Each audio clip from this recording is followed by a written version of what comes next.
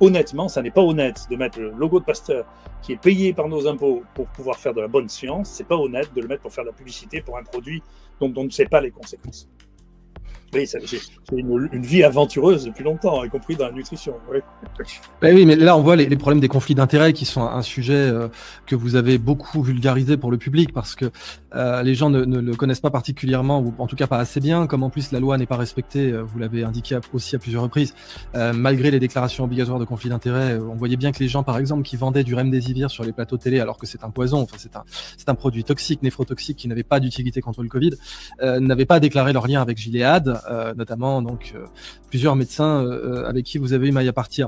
Et aux États-Unis, on a même Robin Williams, feu l'acteur Robin Williams, qui disait écoutez, le plus simple, ce serait que nos députés, nos élus, portent des chasubles avec leurs sponsors, comme les courses automobiles, le NASCAR. Comme ça, on saura qui est financé par Marlboro, qui est financé par Motul et qui est financé par Qatar Airways. Et aujourd'hui, donc, on voit vraiment que Robert Francis Kennedy, qui est le centre de notre émission, a l'air de... Alors, d'abord, la manœuvre Coca,